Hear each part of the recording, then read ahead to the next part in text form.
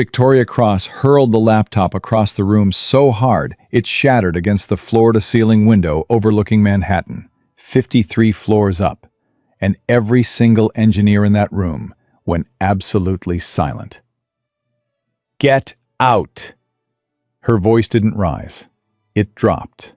Low, cold, the kind of quiet that cuts deeper than screaming. "Every single one of you, get out of my building. Find someone smarter. Find anyone smarter. Because clearly, not one person in this room is worth the salary I'm paying them." Nobody moved. She pointed at the door. They moved. And what happened next? Nobody in that room, not her, not the engineers, not the janitor pushing his cart quietly down the hallway, could have possibly seen it coming. Drop a comment with your city below. I want to see how far this story has traveled. And if you're new here, hit that subscribe button. You don't want to miss where this goes. The penthouse conference room on the 53rd floor of the Cross Tower had a name nobody used officially, but everybody whispered. The War Room. Not because of anything dramatic written on a plaque. There was no plaque.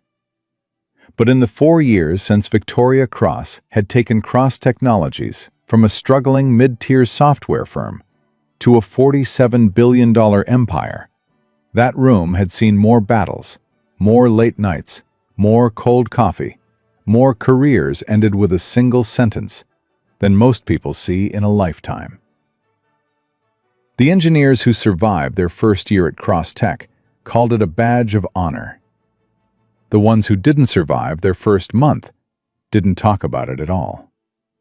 Tonight, 12 hours before the most anticipated tech launch in a decade, the War Room smelled like fear. 8 of the most credentialed software engineers in the United States, MIT PhDs, Stanford graduates, a former NASA systems architect, a woman who had literally rewritten the encryption backbone of a major government intelligence platform, sat around a glass conference table covered in empty coffee cups, printed code sheets marked up in red pen, and the quiet devastation of people who know they are in trouble and cannot find the exit.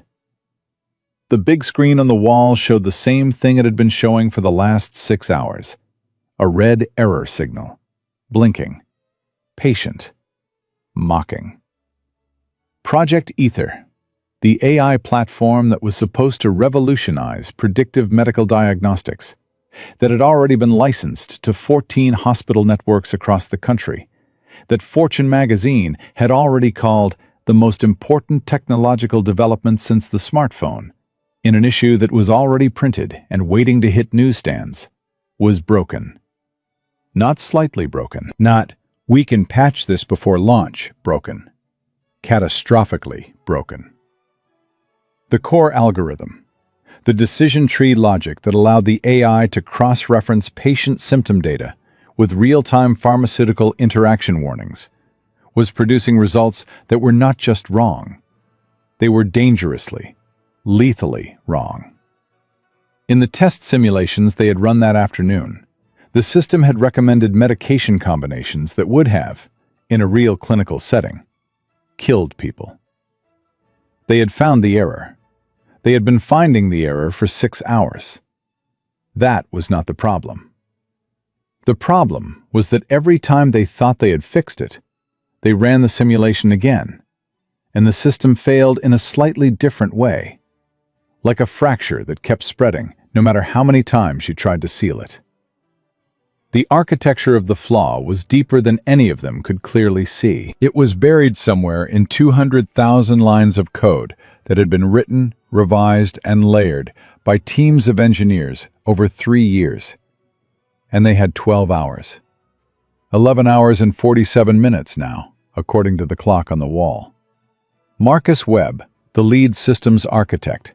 Yale, 15 years of experience. The man Victoria had personally recruited away from Google 18 months ago, with a salary package that included a corner office and a stock option agreement his wife had cried happy tears over, stared at his laptop and said nothing. He had been staring at it for 20 minutes. His coffee had gone cold. He had not touched it. Priya Nair, who sat to his left, pulled her glasses off and rubbed her eyes. She had a PhD in computational mathematics from MIT. She was 31 years old. She had never failed to solve a problem she had been given sufficient time to work on. She was beginning to understand what insufficient time felt like. "The recursive loop," said a younger engineer named Kyle Chen from the far end of the table. "I keep coming back to the recursive loop in the diagnostic chain. If the loop isn't terminating cleanly at the third validation gate..." "We've been over that," Marcus said, without looking up. His voice had the flatness of a man who had already run out of patience, but was too tired to express it dramatically. "I know we've been over it. I'm saying we haven't gone far enough back in the chain. The loop might be symptom, not cause." "The loop is the cause, Kyle." "The loop appears to be the cause. That doesn't..." The door opened. Everyone at the table looked up. Victoria Cross walked in. She was 51 years old, and she moved through a room the way weather moves through a valley. You felt it before you saw it. This shift in atmospheric pressure, this instinct in the back of your neck that something has changed and you had better pay attention. She wore a charcoal blazer over a white silk blouse, and her dark hair was pulled back in a way that was precise without looking like she had spent time on it. Her heels made no sound on the floor because she had learned decades ago that the most powerful entrance is a quiet one. She looked at the screen. She looked at the table. She looked at the people around the table. And she said, with absolute calmness, "Tell me we have a solution." Nobody spoke. Victoria's jaw tightened, just slightly. To anyone who didn't know her, it might have looked like nothing. To the 8 people in that room who had worked with her for more than a year, it looked like the last second before a thunderstorm. "Marcus." She said his name like a full sentence. Marcus Webb, Yale, Google, 15 years of experience, salary package that had made his wife cry happy tears, looked up from his laptop and said, "We're close." "You've been close for 6 hours. The problem is more layered than..." "Do you know what happens in 11 hours and 40 minutes? Victoria walked to the head of the table. She did not sit.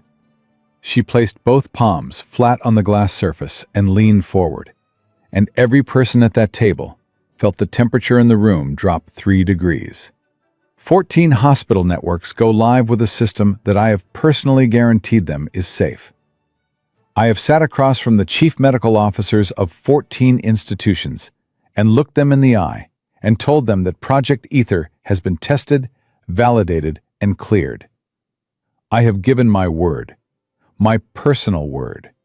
And right now, my word is attached to a system that in today's simulation recommended that a 72-year-old cardiac patient be given a medication combination that would have stopped her heart within 6 hours.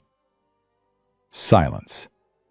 Complete, total, suffocating silence. "So when I ask you if we have a solution," Victoria said, very quietly, "and you tell me you're close, I need you to understand that close is not an answer I am capable of accepting tonight." Marcus opened his mouth. "Don't," she said. He closed it. She straightened. She walked slowly to the window, the floor-to-ceiling glass that looked out over Manhattan. All those lights burning 53 floors below.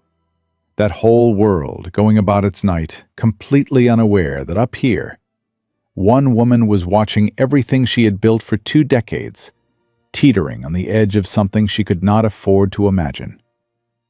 Her company, her name, her word. She pressed one hand against the glass and looked out for a long moment. And then she turned back to the room. And her voice, when it came, was so controlled it was almost frightening. "I want every one of you to go back through the architecture from the 3rd diagnostic layer down. Not the loop, not the validation gates, The foundation. I want fresh eyes on the foundation code. I want it done in the next 2 hours, and I want a solution on my desk. And I do not want to hear the word close again.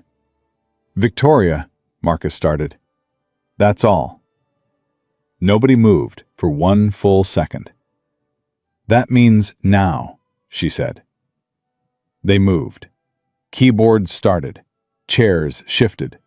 The room filled with the sound of people working very fast under the specific kind of pressure that makes your hands shake just slightly when you think about it too hard. So you learn very quickly not to think about it. Victoria walked back to the head of the table and picked up the coffee cup sitting there, someone's abandoned Americano, and took a sip without caring whose it was. It was cold. She didn't react. She stood and stared at the error signal on the screen, blinking, patient, mocking. An hour passed. Then another 30 minutes. Then Victoria Cross, who had not raised her voice once all evening, who had managed herself with the iron precision of someone who understood that panic is a luxury that leaders cannot afford, reached the precise end of her self-control. It happened fast. One moment she was standing at the window, watching the simulation fail for the 14th time, and the next moment her hand closed around the laptop closest to her, a machine that had probably cost $3,000, and she threw it. Not at anyone. She was not that kind of angry. She threw it at the window, that enormous, mocking, floor-to-ceiling window, and it hit the glass with a sound like an explosion, and it bounced, and it fell, and it shattered on the floor in a cascade of glass and metal and cracked plastic. Then the coffee cups followed. Not one by one, all of them in a sweeping motion of one arm across the conference table. They hit the floor and exploded in a chaos of ceramic and cold coffee. Then, the silence again. Every engineer in that room was completely still. Not a single keyboard click. Not a single breath louder than necessary. Victoria stood at the head of the table, breathing. Then, "Get out!" And her voice was exactly what it had been 3 hours ago when she walked in. Low, cold, quiet. Except that now, the cold had physics behind it, had weight, had the specific gravity of a woman who had built a $47 billion company out of nothing, and who was not going to let it end tonight. Not like this. Not because 8 credentialed, brilliant people couldn't find what was broken. Every single one of you, get out of my building. Marcus stood up. Victoria, I really think if we just find someone smarter. She pointed at the door. I'm serious. I don't care if you have to call people at midnight. I don't care what it costs. Find someone smarter than every person in this room, because clearly, not one of you is capable of solving this tonight. Now get out. They left. Not slowly.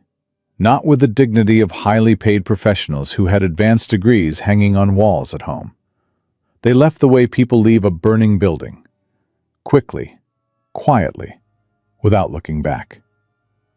The door closed, and Victoria Cross stood alone in the war room, surrounded by broken glass and shattered coffee cups, and the red blinking error signal on the screen. And she did something she had not done in a boardroom in 20 years. She put her face in her hands. Not crying. She wasn't crying. Victoria Cross did not cry in the war room. But her shoulders dropped, and her breath came out long and slow, and for exactly 11 seconds, she was not the CEO of a $47 billion company. She was just a woman who was very, very tired, standing in the middle of a mess she couldn't clean up.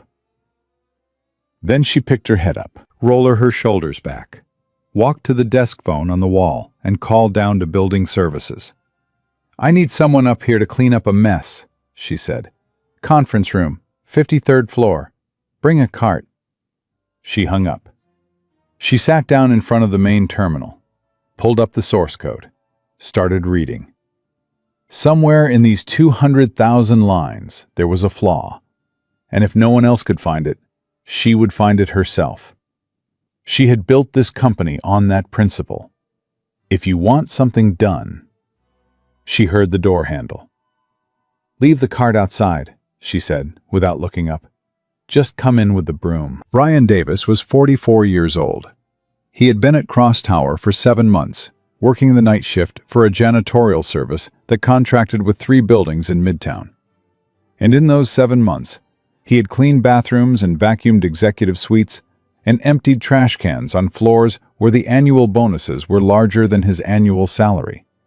And he had done it without complaint, without bitterness, and, on most nights, without being noticed by a single person whose name he might have recognized from a magazine cover. That was fine with Brian. Being noticed had not historically worked out well for him. He was a big man, 6'1", broad-shouldered, with the kind of hands that looked like they'd been built for physical work, even when they were at rest. He had a son at home, Deshaun, 11 years old, asleep right now in their apartment in the Bronx, being watched by Mrs. Patterson from down the hall, who charged $40 a night, and made Brian promise every single time that he would be back before 6 a.m. Deshaun had a school project due on Friday. Brian had already helped him outline it on Sunday afternoon, sitting at the kitchen table with index cards and colored markers while the television played in the background. Brian carried a janitor's cart, mop, broom, dustpan, a caddy of cleaning supplies, a small trash liner bag. He moved quietly. He had learned to move quietly on this job. People in buildings like this didn't always remember you were there, and that was fine. But sometimes they did remember, and they got irritated about it. And the ones who got irritated were always the ones who could afford to make your night significantly worse. So quiet was better. He pushed through the door of the conference room and stopped.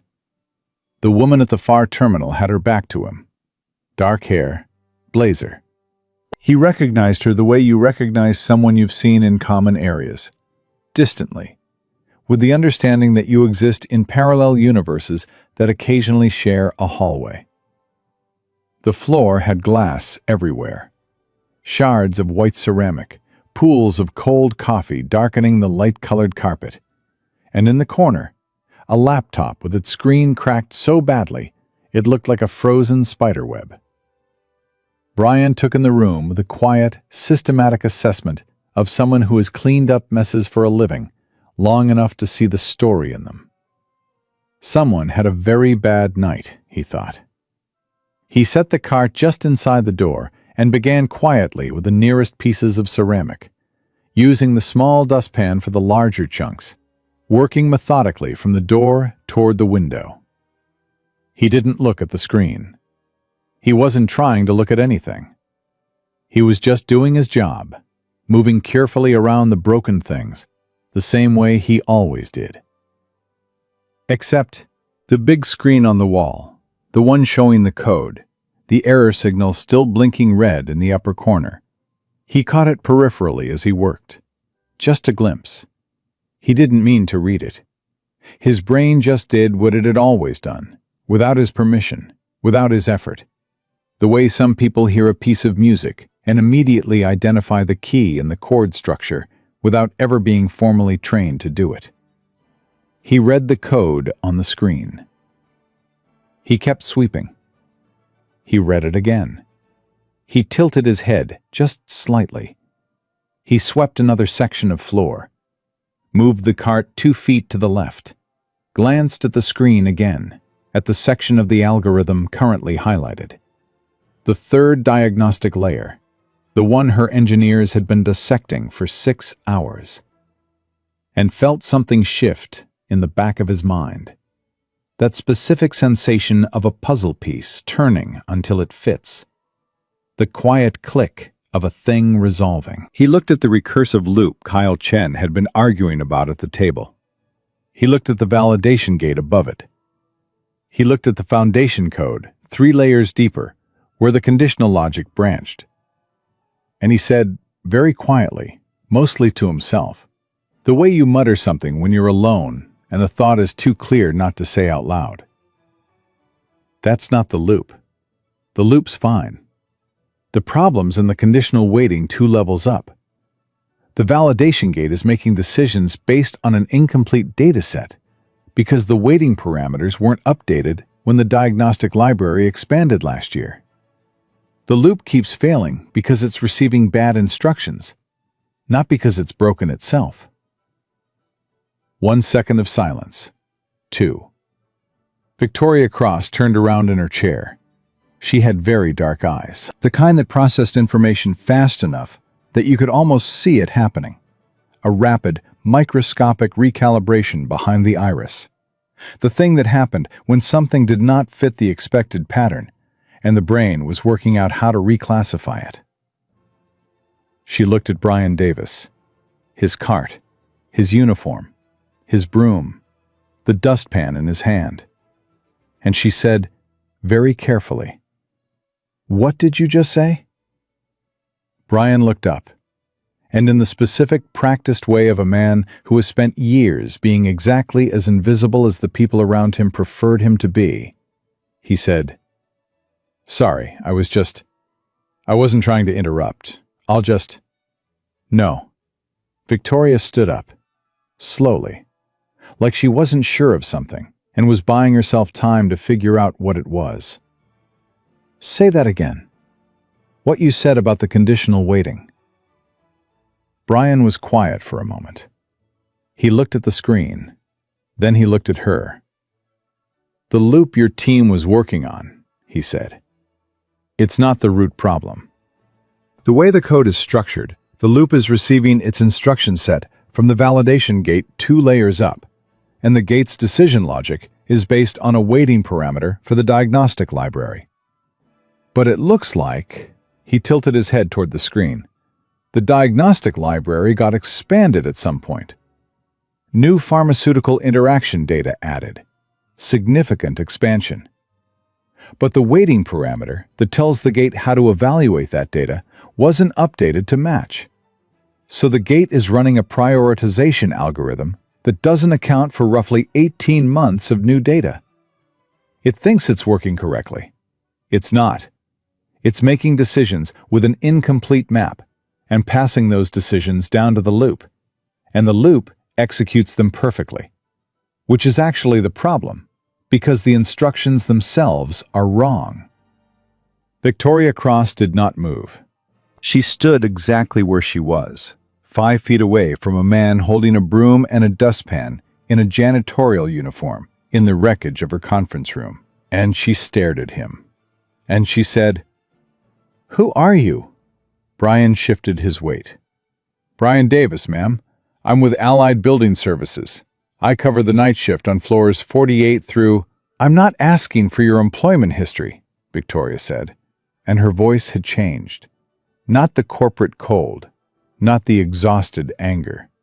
Something else. Something she used rarely. The voice she used when she was encountering something she didn't have a pre-existing framework for. "I'm asking who you are. Where did you learn to read code like that?" Brian was quiet for a moment. "I used to do it," he said, "a long time ago." "Do what, exactly?"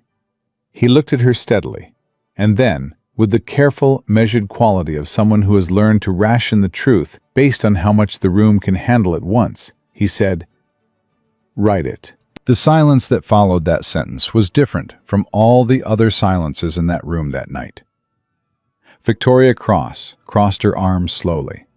Her eyes hadn't left his face.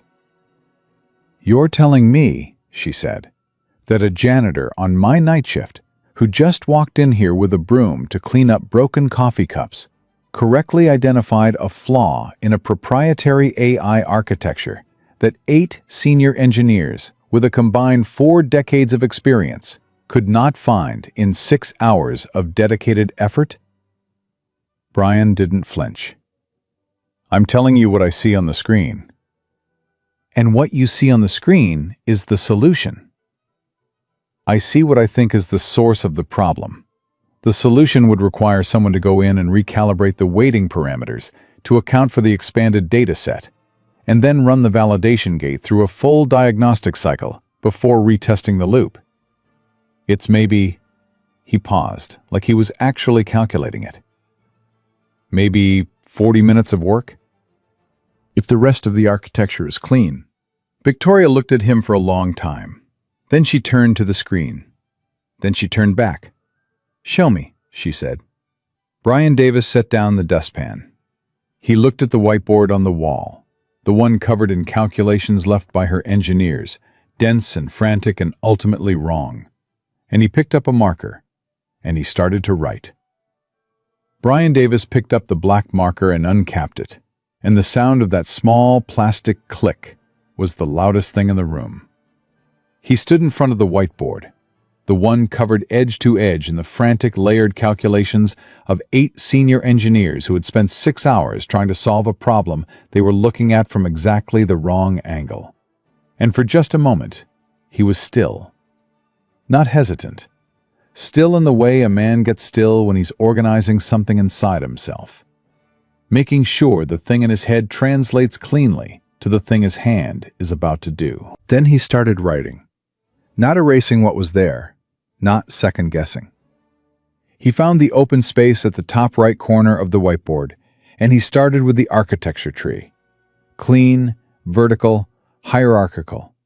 The way you'd draw it if you were explaining it to someone who had never seen it before, and you wanted them to understand it in 5 minutes. Victoria Cross stood behind him and watched. She didn't speak. That was notable, because Victoria Cross was not a woman who allowed silence to run for long.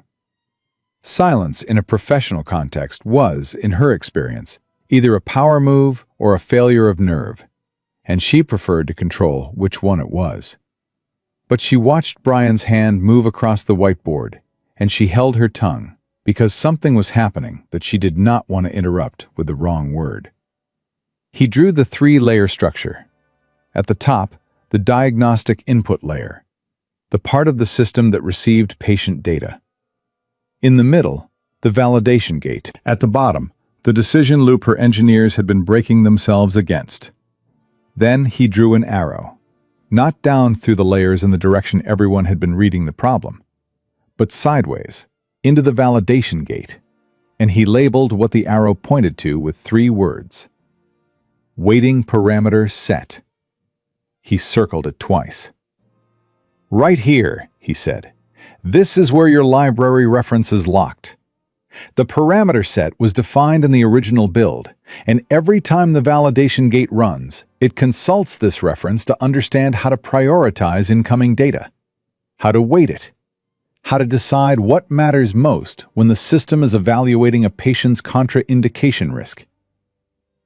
"I understand what a weighting parameter does," Victoria said, not unkindly, just clearly. "Then you already see it," Brian said. She looked at the circle on the whiteboard, then at him. "Show me the expansion date," she said. Brian turned back to the whiteboard and wrote a date in the upper left corner. "That's when your diagnostic library was last updated, based on what I can see in the version log on the screen. 18 months ago. Major expansion. Looks like it roughly doubled the pharmaceutical interaction data set.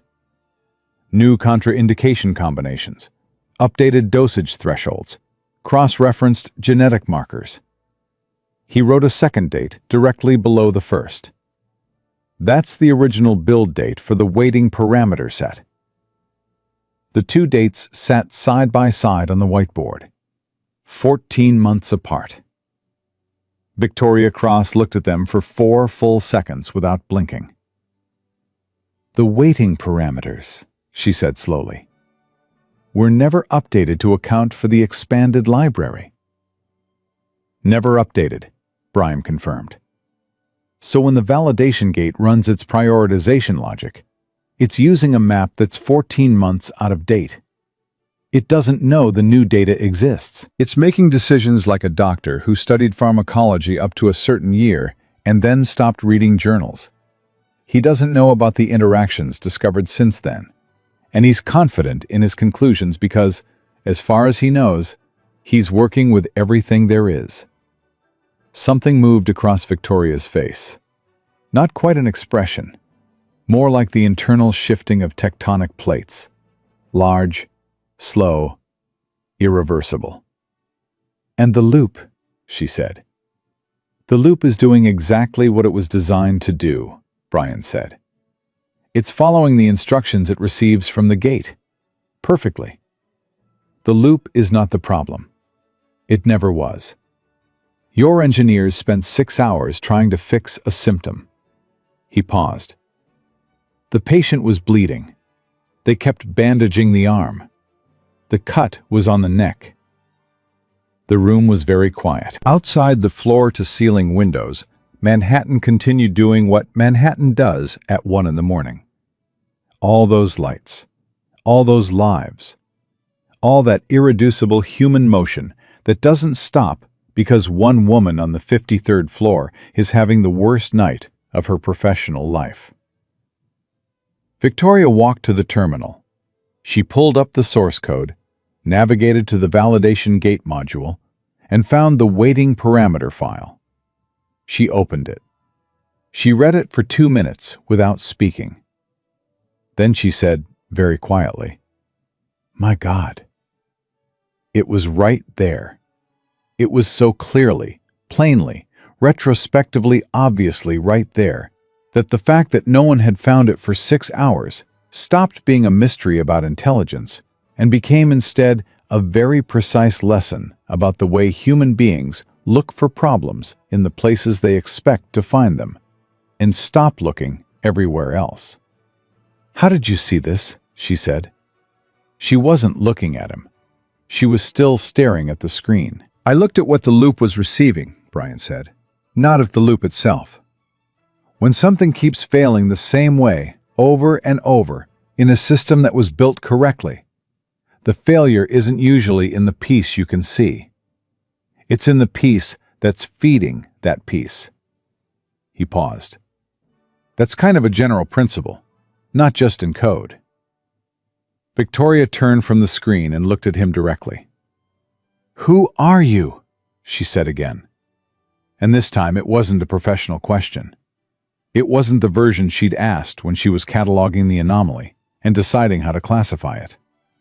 This was the human version. The version that comes out when someone has genuinely surprised you in a way you didn't know you were still capable of being surprised. Brian was quiet for a moment. He looked at the marker in his hand, then set it on the tray below the whiteboard.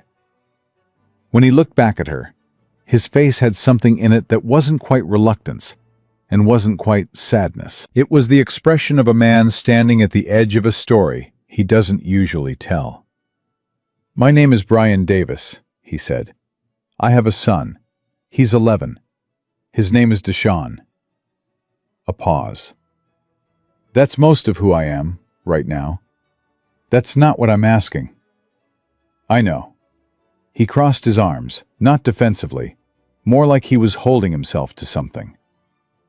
"I used to be a software engineer, systems architecture. I worked at a company called Meridian Labs out of Atlanta for about 5 years, about 12 years ago. We built predictive analytics platforms for the financial sector. Before that, I did my undergrad in computer science at Georgia Tech and got about 2 semesters into a master's program before—" He stopped, breathed, recalibrated. "Before things changed." Victoria was watching him carefully. "What kind of things?" "The kind that change everything," Brian said. And then, with the specific flatness of someone who has said a thing so many times, it has become a fact rather than a wound. "My wife died. Deshaun was 2. I tried to keep it together, the job, the program, all of it. And I couldn't. Not all at once. And then Meridian downsized their analytics division, and I was in the first round of layoffs. And by the time I looked up, I had a 3-year-old, an empty apartment, and about 8 months of savings that went to child care and rent in approximately that order." He paused. "You do what you can do," I did what I could do. Victoria Cross had built a $47 billion company on the principle that information is leverage, and leverage is power. And she had made it her business to understand people, to read them, to assess them, to determine rapidly and accurately what they were worth in a context, and deploy them accordingly. She had sat across tables from presidents of sovereign nations and not been moved. She was moved now. She kept her face composed, because that was a discipline she had practiced long enough that it was no longer entirely conscious. But something had shifted in her chest. Some quiet rearrangement of the furniture in the room where she kept her actual feelings. And she felt it. "The solution," she said, returning to the professional ground because it was steadier. "Walk me through what needs to happen, step by step." Brian nodded. He turned back to the whiteboard and uncapped the marker again. "First," he said, "you need to open the weighting parameter file, which you already have." He glanced at the screen. "You need to rebuild the parameter set to account for the expanded library. Not from scratch. The original architecture is solid. You're just extending it. You map the new data categories in the library expansion to the existing parameter structure, assign appropriate priority weights, and update the reference index so the validation gate knows the new map exists." "How do you determine the appropriate weights?" "Conservatively," Brian said immediately. "In a medical diagnostic system, when you're uncertain about how to weight new data, you weight it toward caution. Higher risk coefficient on any new interaction flagged in the expanded library. Lower confidence threshold for contraindication warnings. You want the system to be more likely to flag a potential problem than to miss one. You can tune it more precisely after launch based on clinical feedback, but for tonight, you build it cautious." Victoria's eyes hadn't left the whiteboard. "And after the parameter update, you run a full diagnostic cycle on the validation gate in isolation, before you reconnect it to the loop. Make sure it's processing the new map correctly, returning the right decision logic. That's your proof of concept. Once the gate is clean, you reconnect the loop, run the full simulation, and your error should disappear." He capped the marker. "If the rest of the architecture is what it appears to be, you're looking at 35, maybe 40 minutes of work." Victoria was already moving. She pulled a chair directly in front of the main terminal, sat down, and pulled the keyboard toward her. Then she stopped. She turned and looked at Brian Davis with an expression that was not easy to describe. It occupied the specific emotional territory that exists between professional respect and something considerably more personal. And it had the quality of a woman who is accustomed to making fast decisions and is taking a deliberate extra second because this one matters. "I need you to do it," she said. Brian blinked. "Ma'am." "Don't," she said. "Don't ma'am me. I've been watching you for the last 10 minutes, and everything you've described is correct. I can see that it's correct. I could execute the repair myself, probably, but you see this system in a way that my engineers don't, and I need the best possible hands on this code tonight. That is you." She paused. "So I need you to sit down and fix it." Brian looked at her for a moment. Then he looked at the terminal. Then he looked at the door, as if he was doing some private calculation about the distance between where he was standing and where the rest of his life was waiting. "I have to be back in the Bronx by 6, he said. "I'll have a car take you," Victoria said without hesitation.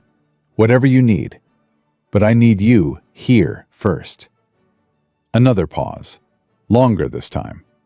And then Brian Davis, 44 years old, father of Deshawn, night shift janitor on floors 48 through 54 of Cross Tower, walked to the terminal, pulled out the chair that Victoria Cross had vacated, and sat down. His hands hovered over the keyboard for just a moment, not because he was uncertain, because some part of him was registering the weight of the thing. The specific gravity of a door opening that you would stop believing was still there. Then he started typing. The first thing he did was pull up the full parameter file and run a read-through, fast, his eyes moving through the code with the efficiency of someone who had done this so many times, the language had become as natural as breathing. Victoria stood behind him and watched, and she didn't speak, because he was working, and she had enough professional sense to not interrupt a person in the middle of something that was going right. He found what he was looking for in 4 minutes. He annotated it, not for her, just for himself. A habit. Margin notes in the code, the way some people leave themselves notes in the margins of books. And then he began the rebuild. He didn't talk while he worked. He was not entirely silent. Occasionally he said something short and clipped, more to himself than to her, fragments of reasoning that surfaced when the logic required an audible confirmation. Okay, that's the first new category. Weight coefficient at 1.4. Conservative.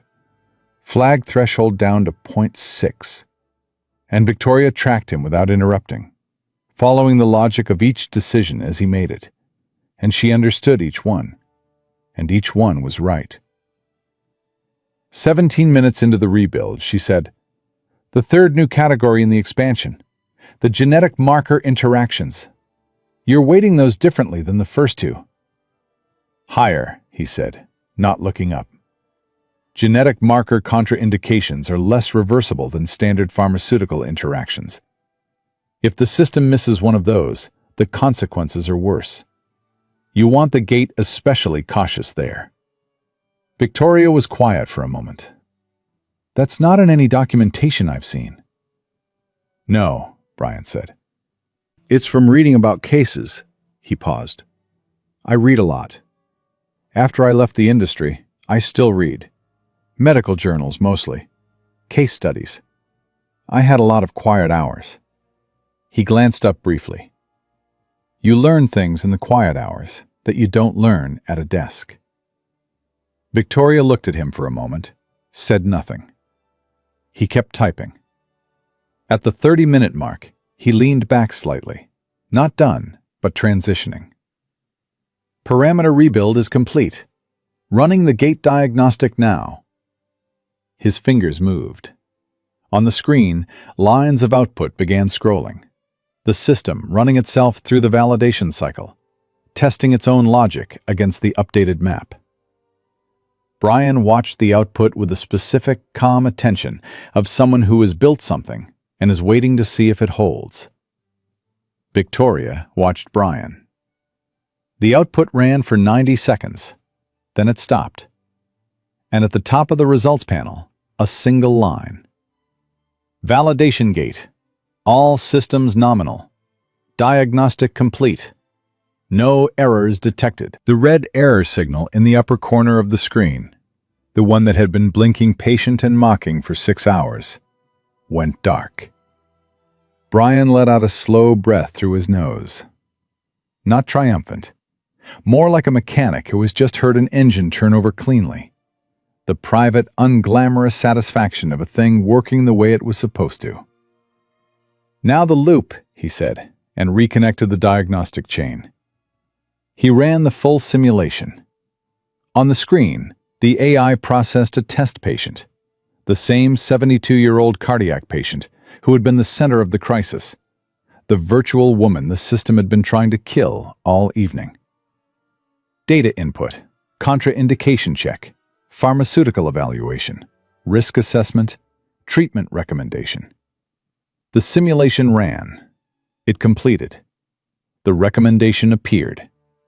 Brian read it. Then Victoria read it. Then they both read it again. It was correct.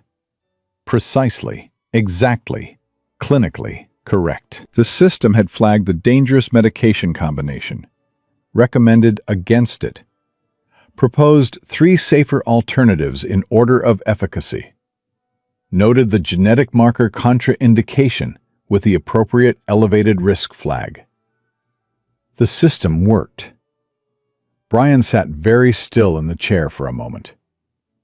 Victoria's hand came down on the back of his chair, not on his shoulder, not touching him, just a hand on the chair behind him, as if she needed to make contact with something solid. "Run it again," she said. He ran it again. Different test patient, more complex case. The system processed it, flagged the relevant risks, produced a recommendation that was not only correct, but more nuanced than the pre-flaw version had been. Because the expanded library data was now fully integrated, and the system was smarter than it had been before the crisis forced them to find what was broken. The result was better than it had been before. The flaw, once fixed, had led them to an improvement they wouldn't have found otherwise. Victoria stood up straight. She turned away from the screen, and she pressed both hands flat against the conference table and breathed. One long, controlled breath in, one long breath out. And when she turned back, her face had done something it apparently did not do very often in a professional setting. She smiled. Not the managed, strategic smile she used in boardrooms and press conferences. The real one. The kind that takes you slightly by surprise, even when it's your own face doing it. "You just saved my company," she said. Brian stood up from the terminal. He rolled his shoulders, the way a man does when he's been holding tension he didn't notice until he releases it. He looked at the screen, clean, green, running, and then he looked at her. "You had the system," he said. "It was always there. It just needed—" "Don't do that," Victoria said. He paused. "Don't minimize what you just did," she said. "I've been in this industry for 25 years. I have been in rooms full of some of the brightest people in the world. What you just walked in here and did, in 40 minutes, without any documentation, without any context, without knowing anything about this system except what you saw on a screen, that is not a small thing. Do not make it a small thing." Brian looked at her, and something in his face changed. Not dramatically. Not the cinematic version of a man receiving recognition he has always deserved. The real version. The quiet version. The version with a change as small and interior and almost invisible. And it is completely genuine. And it is the only version that actually means anything. "Thank you," he said. They stood in the war room, across from each other, with the green-lit screen between them and the broken glass still on the floor, and Manhattan burning quietly 53 stories below, and neither of them spoke for a moment, and the silence was not the silence of the beginning of the night. It was a different kind entirely. Then Victoria straightened. Something clarified in her expression. The quality of a decision being made, a real one, the kind she didn't second-guess once she'd made it. "I need to tell you something," she said, "and I need you to hear it before we go any further tonight." Brian waited. "I have been running this company for 4 years," Victoria said, "and I have made a lot of decisions that I am proud of, and a few that I'm not. But I have never, in 4 years, sat across from someone and watched them do what you just did. And I have a policy about people like that." She paused. "I don't let them walk away." Brian's expression stayed even, but his eyes, very slightly, narrowed. "What does that mean?" he said. "It means," Victoria said, "that after this launch is done, after tonight, after the press conference, after we get through the next 12 hours, I want to sit down with you, formally, and talk about what comes next." Brian was quiet for a moment. Then, "Ms. Cross, Victoria. Victoria." He said her name like he was testing the weight of it. "I'm a janitor on the night shift. I don't know what you think you're offering, but—" "I'm offering you a conversation," she said. "That's all. Tonight, right now, I am offering you a conversation. The rest of it, whatever the rest of it is, we figure that out together." She held his gaze. "But I am not going to pretend I didn't see what I just saw. I'm not built that way." Brian looked at her for a long moment. Then he looked at the cart near the door. His mop, his broom, the dustpan he had set down 40 minutes ago that was still sitting on the floor next to the pile of ceramic shards he had been cleaning when all of this started. Then he looked back at her, and he said, "I still need to finish cleaning up the glass." Victoria Cross, 51 years old, CEO of a $47 billion company, woman who had just watched an impossible thing happen in her conference room, laughed. A real one, short and surprised and genuine. "Yes," she said, "you do." Brian picked up the dustpan, and outside the window, Manhattan went on doing what it always does, indifferent and enormous, and full of a million lives running parallel to each other, most of them never intersecting, most of them never knowing what exists on the other side of a door they never thought to open. But some of them do, and when they do, everything changes. He finished cleaning the glass in about 20 minutes. Victoria sat back down at the terminal and began the process of documentation, logging the repair, updating the version notes, preparing the technical summary that her engineering team would need to review before the launch.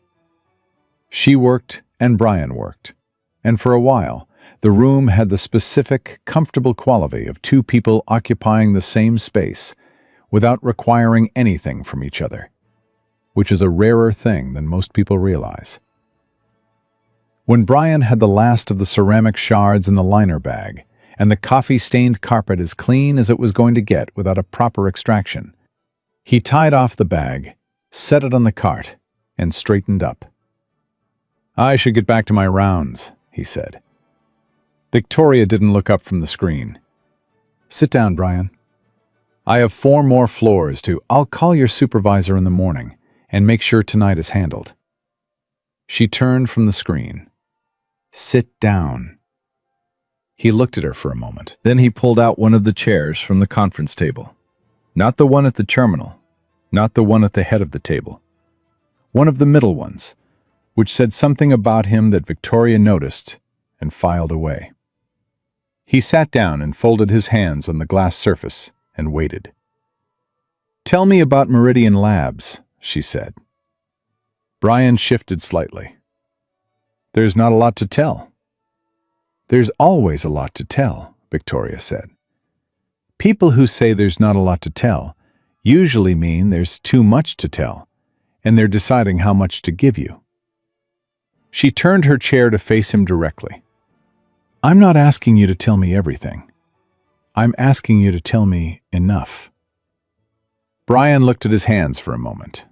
Then he said, "We built risk analytics platforms, algorithmic systems that could evaluate financial instruments, derivatives, structured products, high-frequency trading models, and identify systemic risk patterns before they surfaced in the market. The idea was to give institutional investors a tool that could see problems coming before the problems knew they were coming." "Predictive risk modeling," Victoria said. "Predictive risk modeling," he confirmed. "The core architecture wasn't entirely different from what you have here, actually. You're doing it with medical data. We were doing it with financial data. The logic of the system is similar. You have inputs. You have a processing layer that evaluates and weights. You have an output that makes a recommendation. The specific domain is different, but the bones are the same." "Who was your lead at Meridian?" "Guy named Gerald Fitch. Smart man. Good engineer. Mediocre manager. He had a gift for seeing architectural problems the way a doctor reads an X-ray. Fast and clean. But he didn't always give the people under him room to develop their own instincts." Brian paused. He liked being the smartest person in the room, didn't always love it when someone else had an idea he hadn't thought of first. Victoria's expression didn't change, but something in her eyes said she recognized the type. "How old were you when you went to Meridian?" 28. "And you were doing systems architecture at 28. "I was doing systems architecture at 24, Brian said, with a quiet evenness that was not boastfulness, just fact. the way you state a fact. At Georgia Tech, I was building small-scale predictive models for a professor who was doing research for the CDC. Disease spread modeling. I was a junior, and he let me redesign the core weighting algorithm for his third-generation model, because the one he had was producing a consistent margin of error he couldn't resolve. I resolved it. A pause. He published the paper. I got an acknowledgement in the footnotes. Another pause, and the ghost of something that wasn't quite a smile. That was my first lesson in how this industry works. Victoria Cross sat very still. She had a talent, one she had cultivated deliberately over many years, for listening in a way that collected information on multiple levels simultaneously. Not just the content of what someone was saying, but the architecture of how they said it, the pauses, the word choices, the things they mentioned quickly, and the things they moved through carefully. She had used this talent to evaluate executives, negotiate contracts, and, more than once, decide whether someone sitting across from her was telling her the truth. She was using it now, and what it was telling her was making her quietly furious on a behalf that wasn't hers, about a man she had known for less than 2 hours. "The footnotes," she said. "The footnotes," Brian repeated. "It's fine.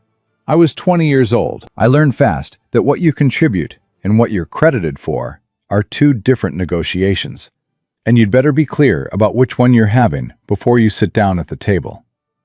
He looked at her steadily. "That lesson has been useful." "I'll bet it has," Victoria said. There was a pause. Outside, the city was doing its 4 a.m. thing. That specific hour when even New York gets quiet. When the last call crowds have gone home, and the early morning delivery trucks haven't started yet, and the city breathes in and holds it for just a moment before exhaling into the new day. "Can I ask you something?" Brian said. "You can ask me anything." "You're engineers." He said it carefully, like he was picking up something fragile. "The people in this room tonight, are they good at their jobs?" Victoria considered the question with the seriousness it deserved.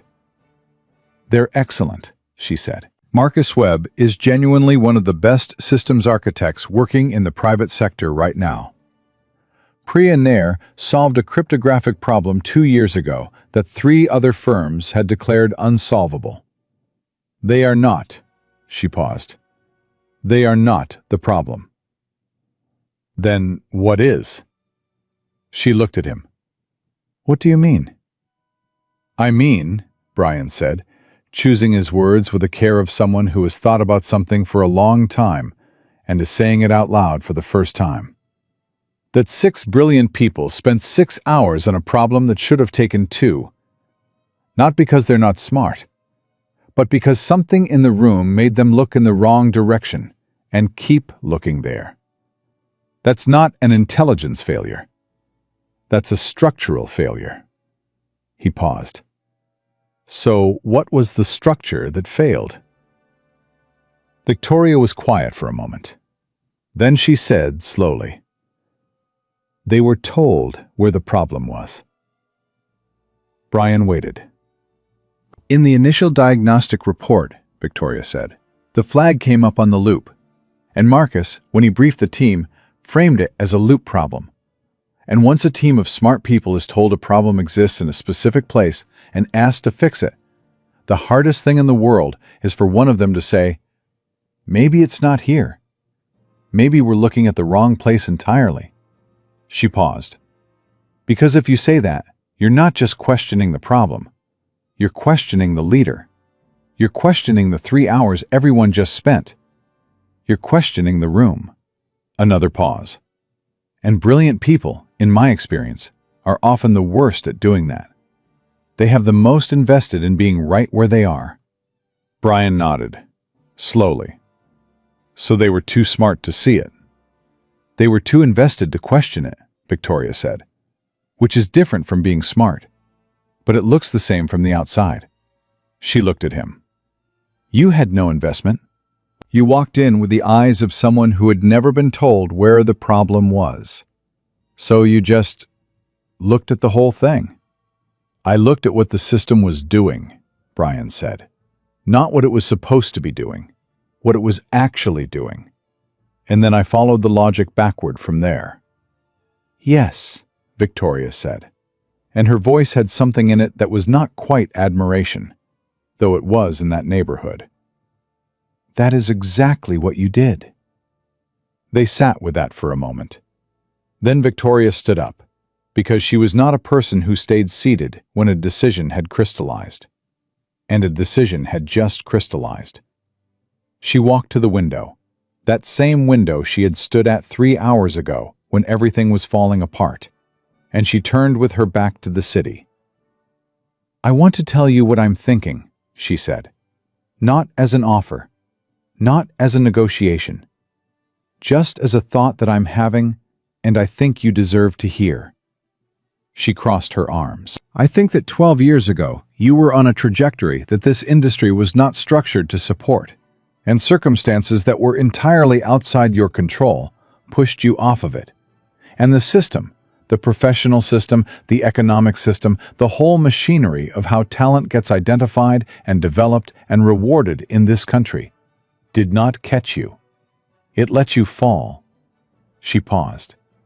And I think that is a straightforward waste of a mind that very few people in my world would be able to recognize if they passed it on the street, which they apparently have been doing for 7 months.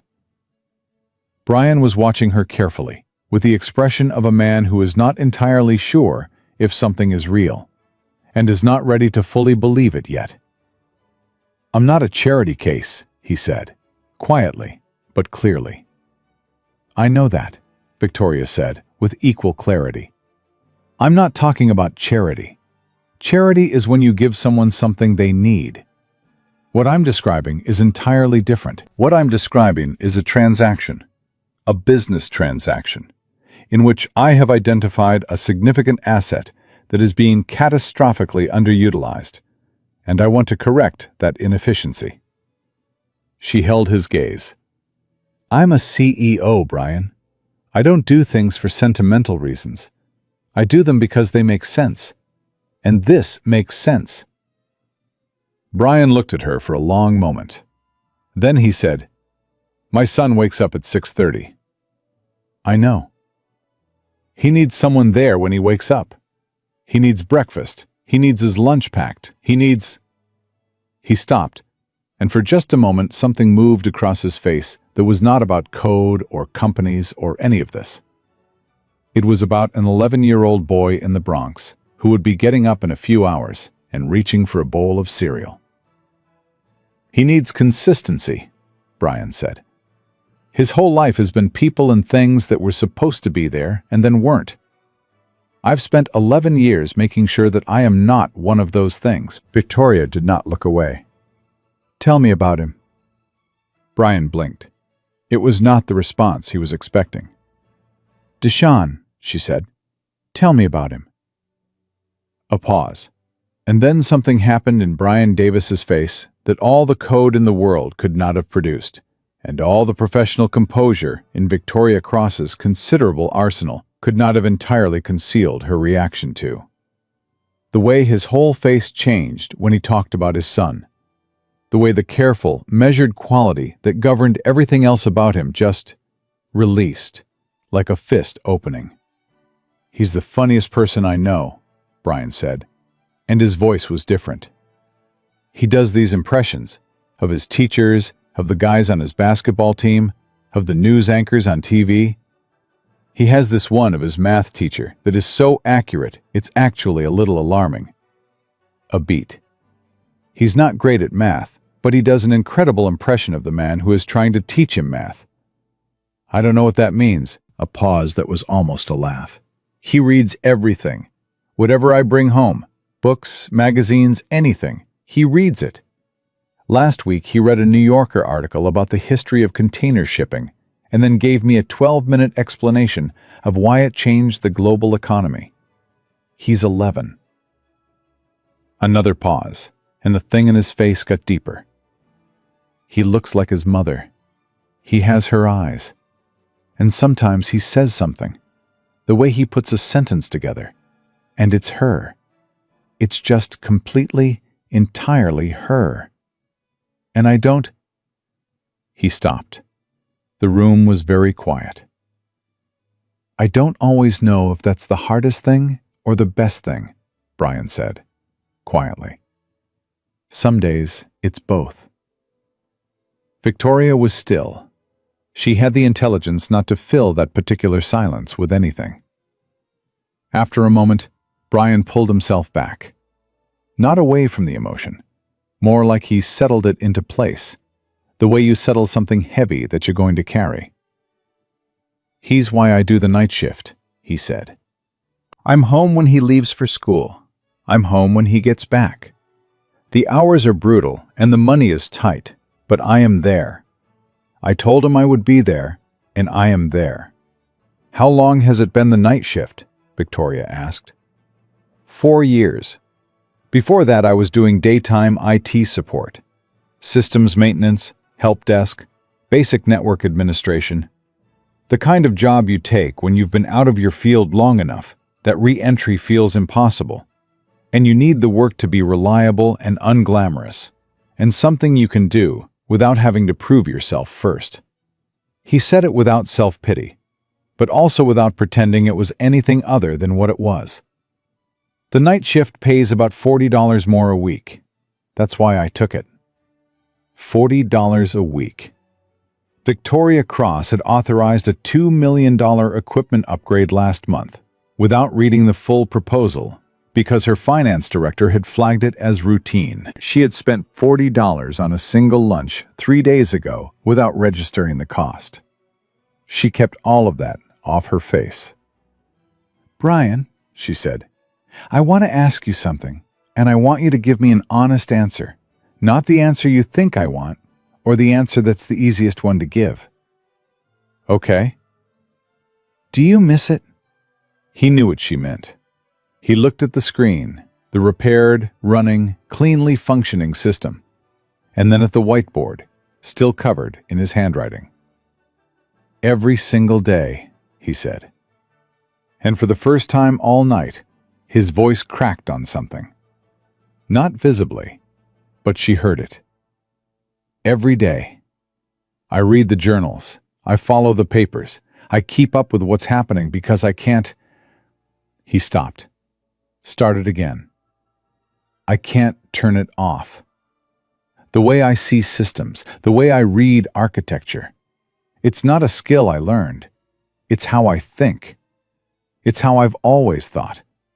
And there's no version of my day, mopping a floor, fixing a clogged drain, emptying a trash can, where some part of my brain isn't running in the background, doing the thing it does, solving problems that aren't mine to solve, for buildings I'll never own. His voice was level, but the room felt different. And it costs you something, Victoria said. Doing the work you're built for, and not being able to do it. Brian looked at her. Yes. Just that, one word. But the honesty of it landed in the room like something physical. Victoria nodded. She turned back to the terminal for a moment, checked the clock, checked the simulation results, still glowing green on the screen. And when she turned back, she had the precise, settled expression of a woman who has made up her mind in the way that means it's completely made up and won't be unmade. I'm going to tell you what I want to do, she said. And then you're going to tell me what you need, and we're going to find what's true in the middle of those two things. That's how I do every deal that matters to me. She paused. That's how I want to do this one. Brian waited. I want you on my team, Victoria said. Not in a junior role.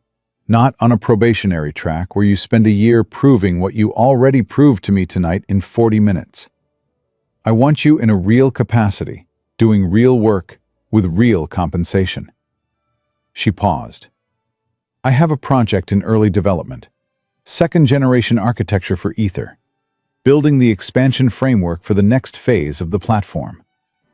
The team I have is good, but the lead architect position has been open for 3 months because I haven't found the right person. She held his gaze.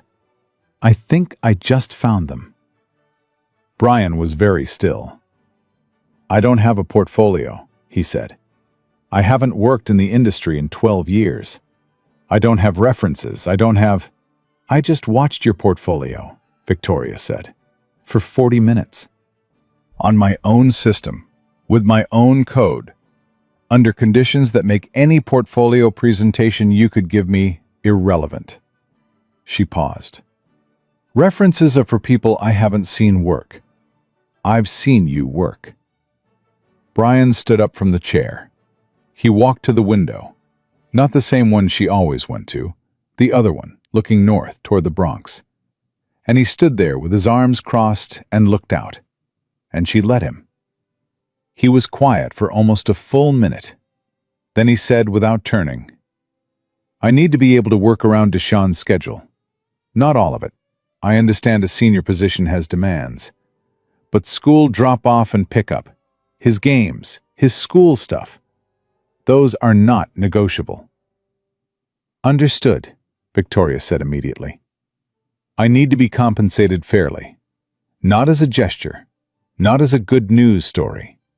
Fairly, based on the market rate for the role." "More than fairly," Victoria said. "I don't lowball people who are worth more than I'm paying. It's bad business." He turned from the window. "And I need you to understand something." His voice was careful and direct. "I am not a symbol. I am not a story. I am not the feel-good thing that happens to your company. I am a man who is good at a specific kind of work. And if I come onto your team, it is because we both believe that work matters, not because it makes a good headline." Victoria Cross looked at him for a long moment. And then she said something she meant completely.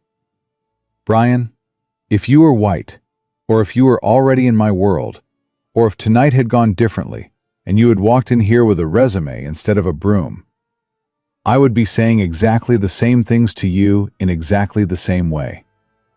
The only difference would be that I'd have found you sooner." A pause. "The headline is irrelevant to me. The architecture is not." Brian held her gaze. The clock on the wall read 4:47 a.m. 8 hours and 13 minutes until Project Ether went live. He looked at the screen one more time, his fix, running cleanly, doing exactly what it was supposed to do. And then he looked at Victoria Cross, and he said something that he had not said out loud to anyone in a very long time. Not because he had forgotten it was true, but because the world he had been living in had not, for a very long time, given him an occasion to say it. "I'm good at this," Brian Davis said. "I know I am. I've always known it. And I am so tired of being the only person in the room who knows it." Victoria Cross nodded. Slowly. Once.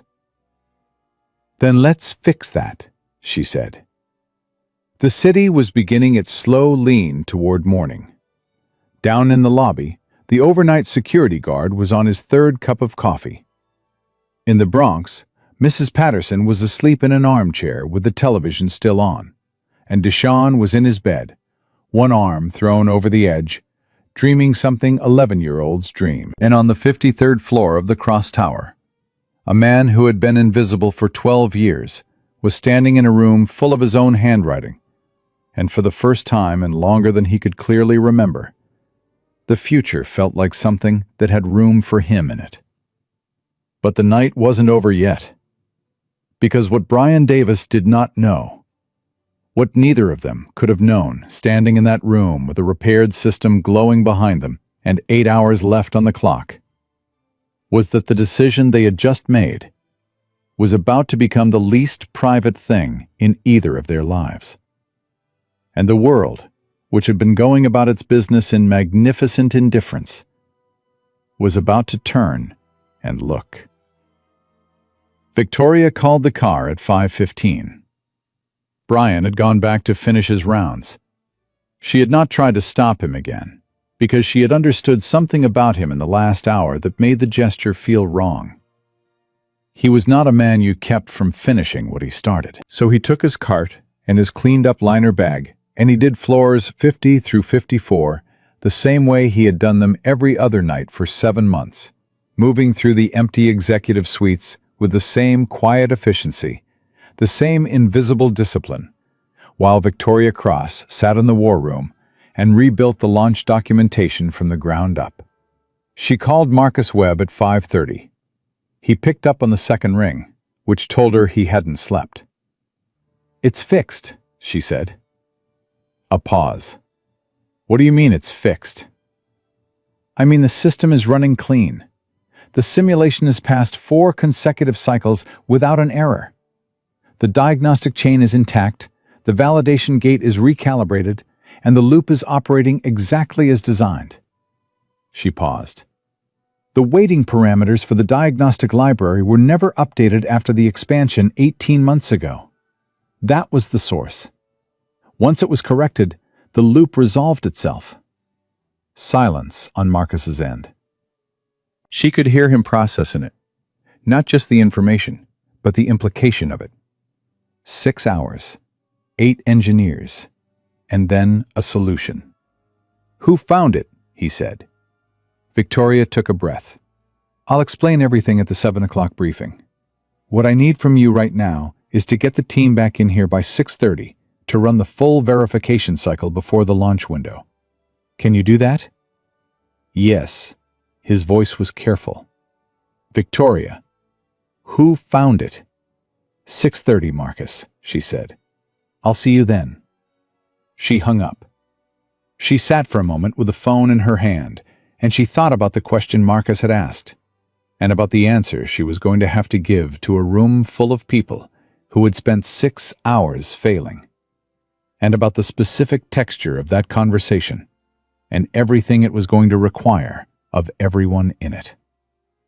She had managed difficult rooms before. She had delivered bad news and hard truths and uncomfortable realities to people who did not want to hear them. And she had learned that the only way to do it cleanly was to do it directly. But this felt different. This wasn't just a professional reckoning. This was a story. And stories, once they started, had a momentum that the people inside them couldn't always control. She put the phone down, went back to the documentation. Brian knocked on the open door at 5:50. He had his jacket on over the uniform now, a dark green bomber jacket worn at the cuffs, and his cart was gone, which meant he had clocked out or was about to. He looked exactly the way a man looks at the end of a 10-hour night shift. Not broken, not diminished, just used in the way that honest work uses a person, with a tiredness that was clean rather than desperate. "Car's downstairs," he said. "I know. I wanted to catch you before you went down." Victoria stood. "I need to ask you something." He waited. "At 7 o'clock, I'm going to brief my engineering team on what happened tonight. I'm going to tell them the truth, all of it. What the problem was, how it was found, who found it." She held his gaze. "I wanted to ask you first, if you're comfortable with that." Brian was quiet for a moment. "You're asking my permission." "I'm asking your preference," she said. "It's your story as much as it's mine. More, actually." He thought about it. Not for long, but genuinely. She could see the consideration moving through him, the way he weighed things before he said them, which was a quality she was already developing a considerable respect for. "Tell them whatever is true," he said finally. "I'm not interested in a version of tonight that isn't true." "Neither am I," Victoria said. "Then there's nothing to ask." She nodded. She extended her hand. "Thank you, Brian, for what you did tonight, and for the conversation afterward." She paused. Both mattered. He shook her hand. His grip was firm in the way that meant he wasn't thinking about it, not performing firmness, just being what he was. "I'll hear from you?" "He'll hear from me today," Victoria said. "I don't let things sit." "I'm starting to understand that about you," he said. And then Brian Davis picked up his jacket, walked to the elevator, and rode 53 floors down to the lobby of Cross Tower, where a black car was idling at the curb in the last dark hour before the city woke up. He gave the driver the Bronx address, settled into the back seat, and watched the city move past the window, and somewhere in the span of the George Washington Bridge, with the Hudson below and the sky beginning its slow early shift from black to gray, he let himself feel the full weight of what the night had been. Not triumphant. That wasn't the word. Triumph implies surprise, and Brian had never been surprised by his own abilities, only by the world's resistance to seeing them. What he felt was something older and quieter than triumph. He felt like a man who had been holding his breath for a very long time, and had finally, without planning for it, exhaled. He was home by 6:20, paid Mrs. Patterson, thanked her the way he always did, walked down the hallway to Deshawn's room, and stood in the doorway for a moment in the half-dark, looking at his son, asleep in the tangle of his blankets, one arm still hanging over the edge of the bed, the way it always was. "Hey, Dee," he said softly. Deshawn didn't wake up. He never did on the first call. Brian sat on the edge of the bed and put his hand on his son's shoulder. "Hey, time to get up, bud." Deshawn made a sound that was approximately a word and rolled over.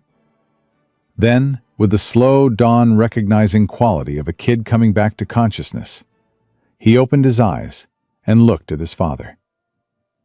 "You're home," he said. "Always," Brian said. Deshawn studied him for a moment, with the unsettling perceptiveness of children who have learned to read their parents closely. "Something happened," he said. Brian looked at him. "Why do you say that?" "You look different." Deshawn sat up, rubbing his eyes. "Like when you fixed Mr. Patterson's computer that time, and he said he'd been trying to fix it for 6 months. You had that face." Brian was quiet for a moment. Then he said, "Something did happen. I'll tell you about it when it's more settled." "Is it good?" "I think it might be," Brian said. "I think it might be something good." Deshawn looked at him with those eyes, his mother's eyes exactly, every time, that specific shade of deep brown that held more intelligence than it should have belonged to an 11-year-old. And he said, "Okay." Just that. Easy, unencumbered. The trust of a child who has been told the truth enough times that he doesn't feel the need to push for more. "Get up," Brian said. "I'll make eggs. Scrambled. I know how you like your eggs, Deshawn." "Just making sure," Deshawn said, and swung his legs over the side of the bed. Brian made scrambled eggs and toast and a glass of orange juice and sat across from his son at the kitchen table while Deshawn ate and talked about a basketball game happening after school on Friday. About the kid on his team named Marcus, who kept traveling and never got called for it. About the history project on the Reconstruction era that was due next week. Brian listened the way he always listened to Deshawn, fully, without the divided attention that characterized most adult conversations. And at some point during the part about Marcus the basketball player's mysterious immunity to traveling calls, he realized that his hands had stopped shaking. He hadn't noticed they were shaking until they weren't. At 6:50, he walked Deshawn to school, which was 3 blocks away, which had been their morning routine since Deshawn started first grade. They walked the same 3 blocks they had always walked, through the same familiar rhythms of the neighborhood waking up. And Brian let Deshawn talk about everything and nothing. And he was present for all of it, every word. At the school door, Deshawn turned. "Dad?" "Yeah?" "Whatever happened last night?" He adjusted his backpack strap. "You deserve it." Brian looked at his son, 11 years old, his mother's eyes. "How do you know what I deserve?" Brian said. Deshawn shrugged, with the casual certainty of someone who has not yet learned to doubt the clearest things. "Because I know you," he said. and he turned and went inside. Brian stood on the sidewalk for a moment after the door closed, with the morning noise of the street around him, and he breathed. Just breathed. The way you breathe when something has shifted in the weight of the world, and you need a moment to adjust to the new distribution before you can walk forward with it. His phone buzzed. Victoria Cross, 7:04 a.m. Briefing done. Team has verified the fix. Launch is on schedule. I need to speak with you this afternoon, 3 p.m. I'll send a car. Is that workable? Brian read it twice. Typed. Yes, that works. He put the phone in his pocket and walked home. He slept for 4 hours. Dreamlessly, completely. The sleep of a man who has genuinely earned it. He woke at 11:15 to 3 missed calls. 2 from numbers he didn't recognize, and 1 from his sister Pauline in Atlanta, who left a voicemail that said, "Brian, I don't know what's happening, but I just saw something on Twitter, and you need to call me immediately." He lay there for a moment, looking at the ceiling, with the specific pre-information anxiety of someone who knows that the world has done something while they were asleep, and is waiting to find out what it was. He sat up, opened Twitter. His name was the 6th trending topic in the United States. The story had broken at 10:17 that morning, posted by a tech reporter named James Calloway, who covered the Cross Technologies beat for a digital publication with 4 million subscribers. The headline read, "Who Fixed Project Ether? The Untold Story of the Man Who Saved Last Night's Launch." The article was 11 paragraphs long, sourced from what Calloway described as a person with direct knowledge of last night's events inside Cross Tower.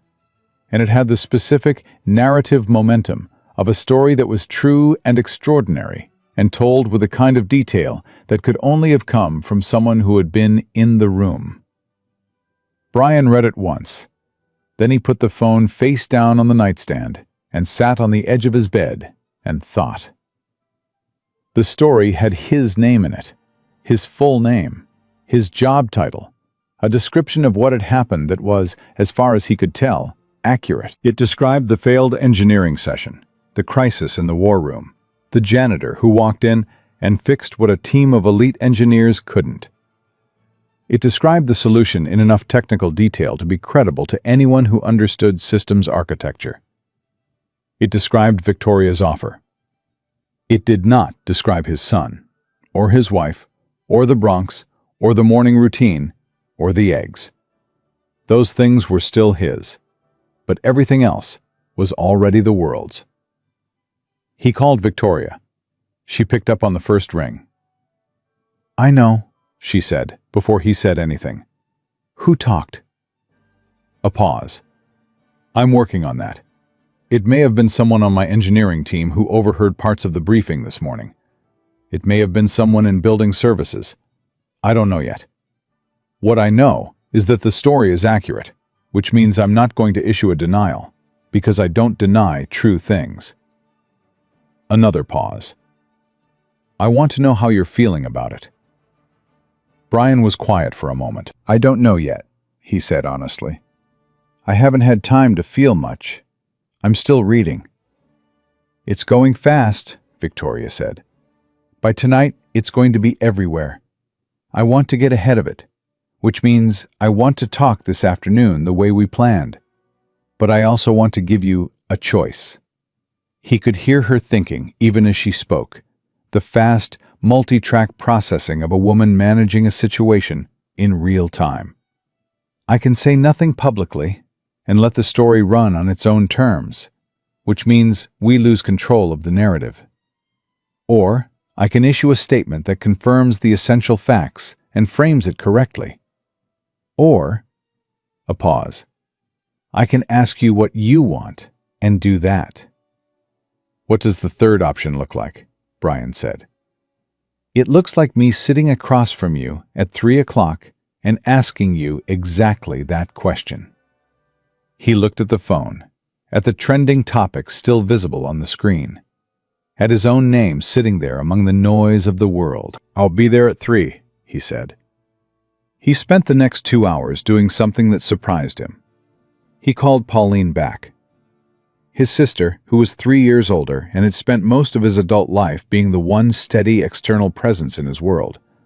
The one who had flown up when Maya died, who had stayed for 2 weeks and cooked and cried, and helped him figure out how to be a father when he was still figuring out how to be a widower. He called her, and she picked up before the phone had finished its first ring. "Brian Andre Davis," she said. "Pauline. I am looking at your name on my phone, on the same day your name is trending on Twitter, and I need you to explain to me, in full, what is happening in your life." So he told her. All of it. From the glass on the floor, to the whiteboard, to the green screen, to the conversation at the window and the car home, and Deshawn's face in the doorway. He told her the way he had told things to Pauline his whole life, without editing, without the careful parceling out of information he did with most people. Just the whole thing. When he finished, there was a silence on the line that lasted long enough for him to check that the call hadn't dropped. Then Pauline said, "Baby." "I know," Brian said. "Brian." Her voice had broken open in the way that older sisters' voices break when something they have been carrying for a long time finally gets set down. "I have been watching you hold yourself together for 12 years. 12 years. Working those jobs, raising that boy, never asking for a thing, never complaining, never once. I watched you read every journal and every paper and every article about a world you should have been in. And I thought so many times that the world didn't deserve you. That it had looked at everything you had and just..." She stopped, pulled herself back. "And now this." "It's not..." Brian started. "I don't know yet what it is." "I know what it is," Pauline said. "I know exactly what it is. It's the thing I've been praying about for 12 years. Don't you minimize it. Don't you sit there and manage it and keep it small because you've had to keep yourself small for so long you've forgotten how to take up the right amount of space." A pause, and her voice got firm in the way it always did when she was saying something she needed him to actually hear. "You take up the right amount of space, Brian. Do you understand me? Whatever this woman is offering you, you sit across from her today and you take up the right amount of space." Brian was quiet for a moment. Then, "Deshawn told me I deserved it this morning, on the way to school." "That boy," Pauline said, with a warmth that was almost pain. "That boy is so much like you." "He's better," Brian said.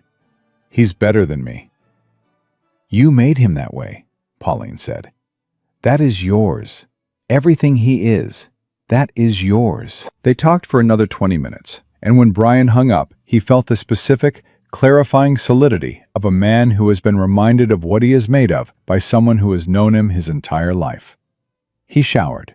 He put on the best clothes he owned: dark slacks, a charcoal gray button-down, the jacket Maya had bought him for their 3rd anniversary that still fit because he had never let himself stop taking care of his body, even in the years when it would have been easy to stop taking care of anything. He looked in the mirror for a moment. He took up the right amount of space. The car arrived at 2:30. Same driver as the morning, a compact man named Gerald, who drove with the unhurried efficiency of someone who had driven important people in the city long enough to know that the most important thing he could do was be invisible. Brian sat in the back and watched the Bronx give way to the bridge give way to Manhattan. Manhattan reorganizing itself floor by floor into the midday version of itself. All that compressed ambition and velocity. He was in the lobby of Cross Tower at 2:58. The same lobby he had walked into every night for 7 months, through the service entrance. The one on the side street with the fluorescent light that buzzed slightly.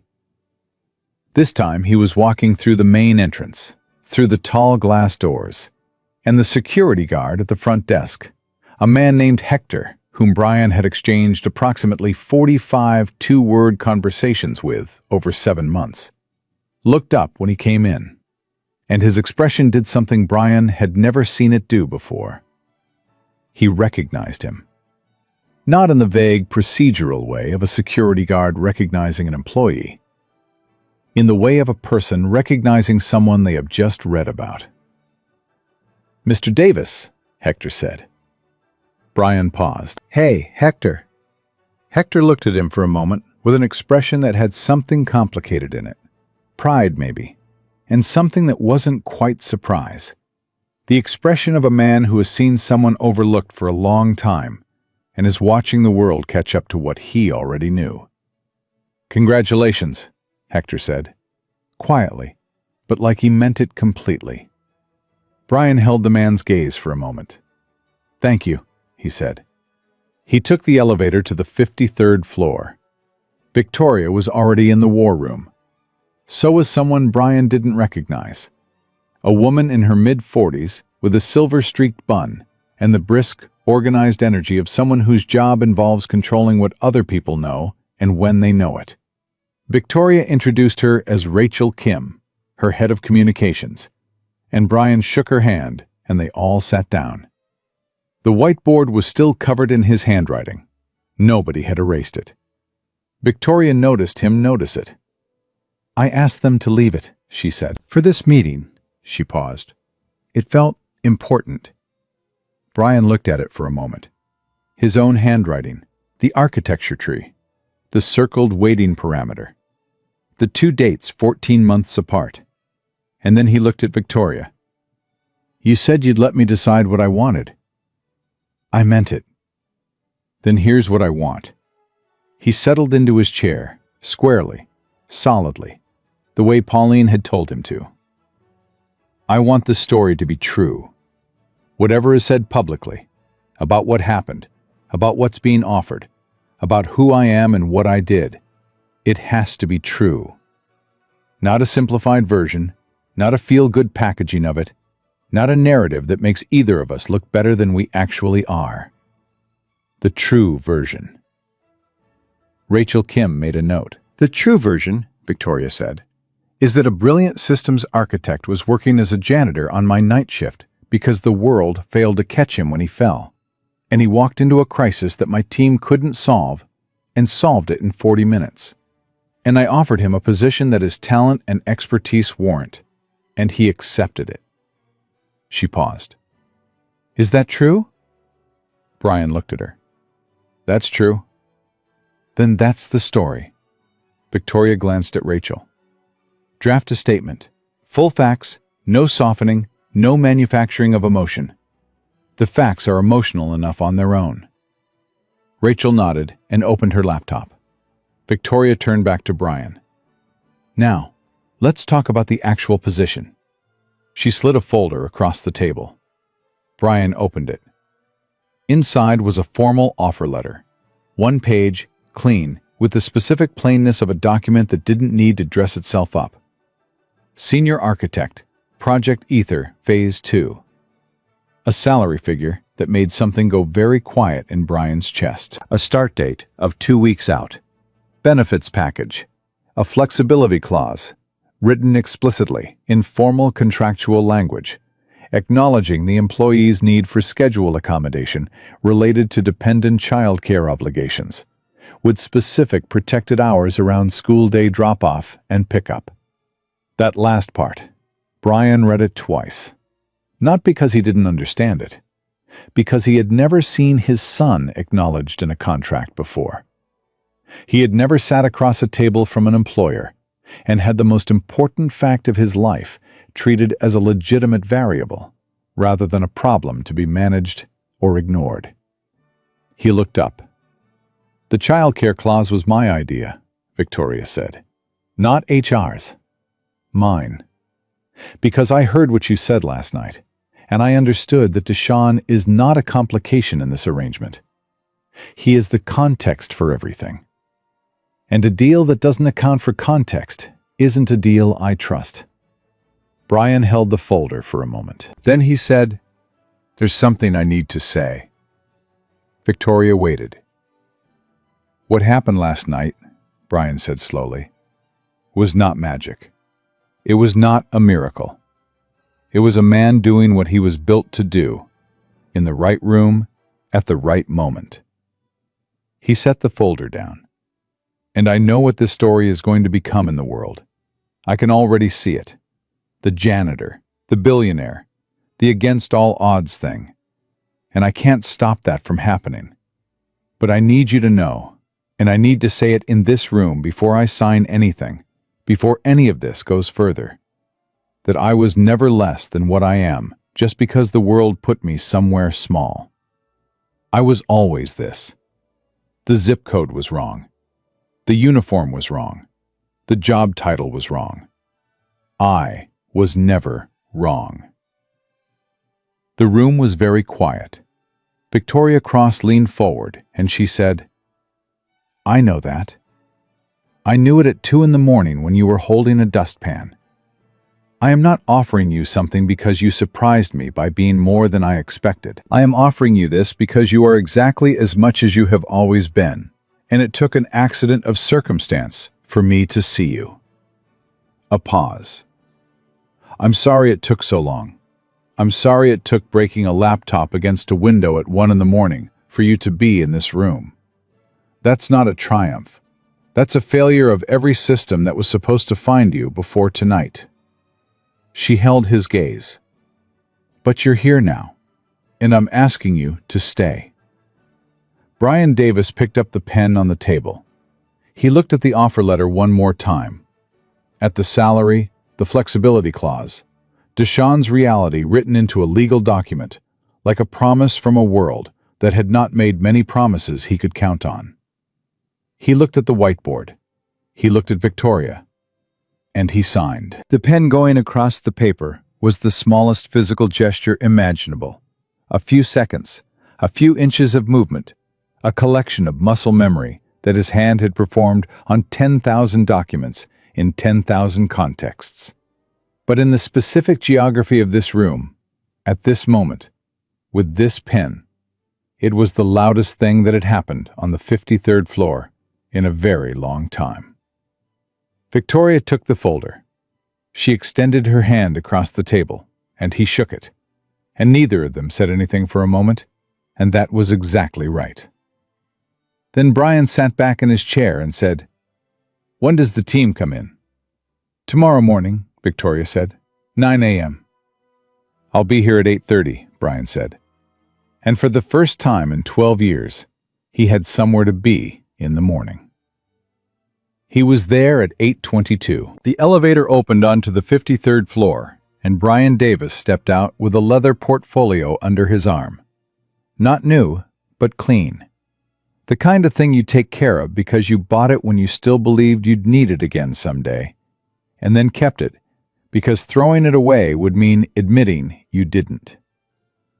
He wore the charcoal shirt again, the one from the day before, freshly pressed. He had been up since 5.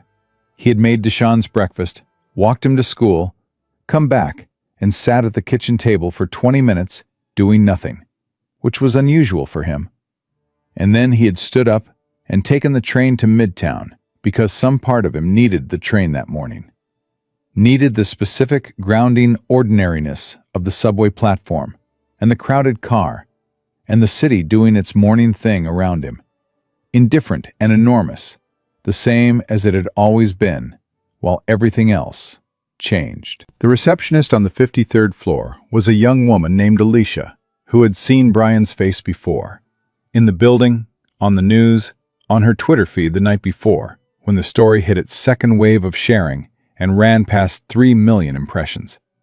She stood up when he came off the elevator, which was not something she did for people in the ordinary course of her morning. "Mr. Davis," she said, "Miss Cross is in the war room.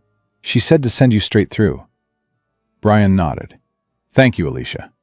She watched him walk down the hall with the expression of someone witnessing something they want to be able to say they saw. Victoria was already at the terminal when he walked in. She looked up, and something in her face settled. The particular quality of a person who has been waiting and is relieved that the waiting is done, though she would not have named it that way. 8:22, she said. I said 8:30, Brian said. I like a margin. So do I, Victoria said. Sit down. There are some things I want you to know before the team gets here. He sat. She stayed standing, the way she did when she was delivering information she had already organized completely and was transferring it with precision. The statement Rachel released last night got picked up by every major outlet by midnight, she said. By this morning, we have interview requests from the Times, the Post, 3 television networks, and more tech publications than I've counted. My communications team is managing them. She paused. I want to be clear with you. None of those requests will be fulfilled without your explicit, specific consent for each one. Not one. I have told Rachel that your privacy is not a currency I am willing to spend for press coverage, regardless of how good the coverage is. Brian looked at her.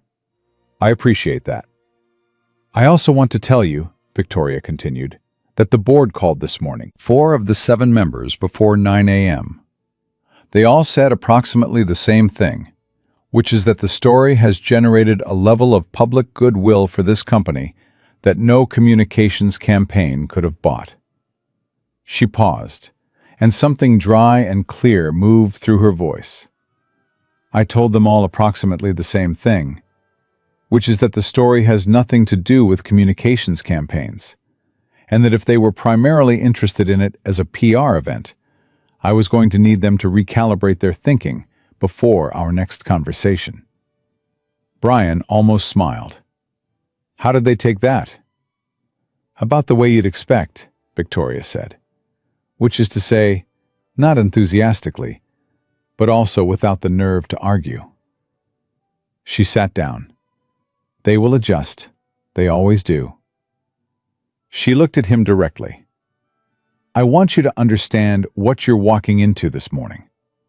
The engineers you're meeting, Marcus, Priya, the rest of the team, they know the full story. I told them everything at the 7 o'clock briefing yesterday.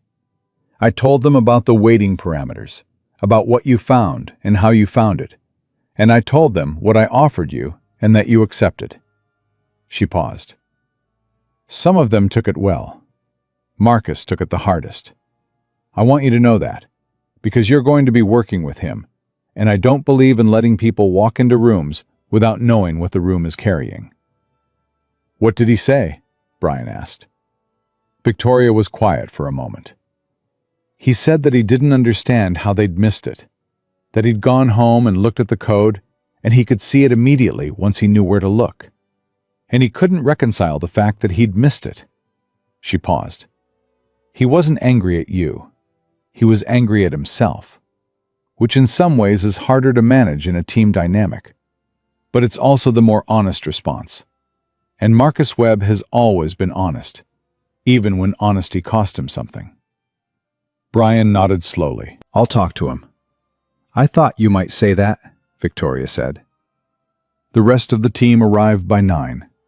They came in ones and twos, setting their laptops on the conference table, filling the room with the specific, purposeful energy of people who have something important to work on and know it. Brian stood near the whiteboard, still covered in his handwriting from 2 nights ago, still unerased, and let the room settle before he said anything. Priya Nair came in and looked at him with a direct, clear-eyed appraisal of a woman who has already processed an awkward situation and arrived at the other side of it. She extended her hand. Brian Davis, Priya Nair. I want to say for the record that I read your parameter rebuild in the version log yesterday morning, and it's clean. Really clean. The conservative weighting approach on the genetic marker interactions was exactly right. A pause. I'm also going to be honest and tell you that I've been thinking about how we missed it. And I have some ideas about the review process that I'd like to talk through with you. I'd like that, Brian said. Marcus came in last. He was a tall man, mid-40s, with the slightly rumpled look of someone who genuinely doesn't think much about appearance, because his mind is always elsewhere. He set his laptop down at the far end of the table, and then he looked at Brian across the room, and neither of them said anything for a moment. The room was doing the thing that rooms do when two people in them have unfinished business. A slight atmospheric change. A subtle, collective holding of breath from everyone else. Marcus walked over. He stopped about 3 feet away. "I've been doing systems architecture for 15 years, he said. He wasn't being defensive. He was being precise, the way engineers are precise, accounting for variables before he got to the conclusion. In 15 years, I have never had someone walk into my work and see something I couldn't see. I want to be honest with you about how that felt yesterday morning when Victoria told us." "How did it feel?" Brian said. "Like a mirror," Marcus said. "The kind you don't want to look at, but can't look away from either." A pause. "I went back through the architecture after the briefing. I found it in 4 minutes. 4 minutes once I knew what I was looking for." He shook his head, not in disbelief, but in something more exacting. The specific self-reckoning of a man holding himself to a standard he takes seriously. "I had framed it as a loop problem from the beginning, and I let that framing run the whole room. That is on me." Brian was quiet for a moment. Then he said, "You built something worth saving. The architecture of this system, the foundation of it, is solid. What you built is why the fix was 40 minutes and not 40 days. I want you to know I understand that." Marcus looked at him for a moment. Then he nodded. Once, the tight professional nod of a man receiving something he needed, but wasn't expecting. "I'd like to work with you," he said, "if you're willing." "That's why I'm here," Brian said. They shook hands, and the room, all those MIT-Ps and Stanford graduates, and the former NASA architect, and Priya Nair with her computational mathematics and her clear-eyed honesty. The room exhaled collectively, without knowing it was doing it, and shifted into the configuration of a team that is ready to work, rather than a group of people managing the aftermath of a complicated night. Victoria watched it from the head of the table and let it happen without intervening, because she knew when a room didn't need management. She knew when it needed to find its own level, and this one was finding it. Brian opened his portfolio and set it on the table. "I've been reading the Phase 2 architecture documents Victoria sent me last night," he said. "I have some questions and a few preliminary thoughts. I want to go through them with the team before I form any stronger opinions, because I've been away from a professional context for a while, and I don't want to come in assuming my instincts are calibrated correctly without testing them against people who've been in the room." He paused. "But I'll tell you the first thing I see, which is that the expansion framework has the same vulnerability the Phase 1 system had. Not in the same place, but in the same category. You're building on top of a parameter architecture that was designed for a specific data scope. And as the platform expands into new clinical areas, you're going to hit the same ceiling. We should build the recalibration mechanism into the foundation this time, not as a patch, as a feature." The room was quiet. Then Priya said, "I've been thinking the same thing for 6 weeks and couldn't get it onto the formal agenda." "It's on the agenda now," Victoria said, and they got to work.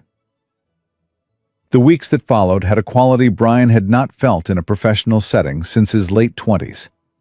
The specific texture of work that was genuinely difficult, that required everything he had, that exhausted him in the way that good work exhausts you, leaving you tired in the bones but intact in the soul. The Phase 2 team was exceptional. Priya's mind worked in a way that complemented his. Where he saw architecture, she saw mathematics.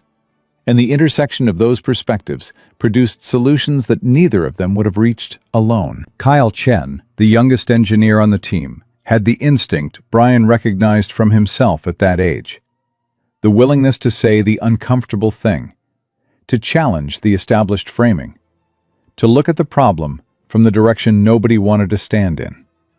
Brian cultivated that instinct deliberately, the way he wished someone had cultivated it in him 20 years ago.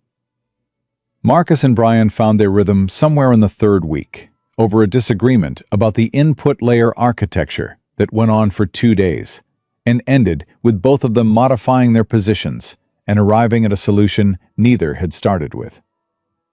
After that, something settled between them into the specific ease of two people who have tested each other and found each other worth the test. Deshawn met Victoria 3 weeks after Brian started. It was a Saturday, and Brian had come in for a few hours of focused work in the empty office, and Deshawn had come with him, because Brian was still, after everything, a man who did not leave his son unaccounted for on a Saturday morning. Deshawn sat in a chair in the corner of the war room with a book and was completely silent for 90 minutes, which Brian had not had to ask him to do. He had simply understood that his father was working. Victoria came in around noon, which she apparently did most Saturdays, and stopped when she saw the boy in the chair with the book. Deshawn looked up. "You're Victoria Cross," he said. "I am," Victoria said. "I've read about you," Deshawn said. "You took Cross Technologies public in 2019 at a valuation of $11 billion and grew it to $47 billion in 4 years, which is a 327% increase. The Wall Street Journal said it was the most significant growth trajectory in the healthcare tech sector in the last decade." Victoria stared at him for a moment. Then she looked at Brian. Brian was already looking at his son with the expression he always had.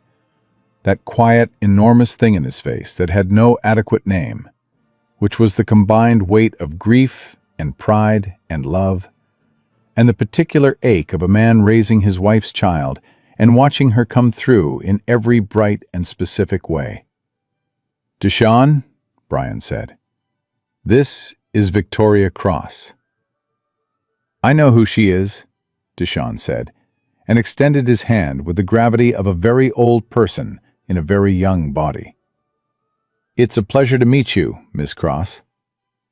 Victoria shook his hand with complete seriousness, because she was a woman who knew when seriousness was the right response to a thing. "The pleasure is mine, Deshawn." She looked at Brian. "He reads the Wall Street Journal?" "He reads everything," Brian said. Deshawn went back to his book, apparently satisfied that the introduction had been handled correctly. Victoria sat down across from Brian, and she was smiling. The real one, the one she didn't plan. And she said, quietly enough that it was just between them, "He's remarkable." "I know," Brian said. "He looks like his mother," Victoria said. She had heard enough about Maya over the past weeks that she could say this simply, without navigating it. "Every single day," Brian said.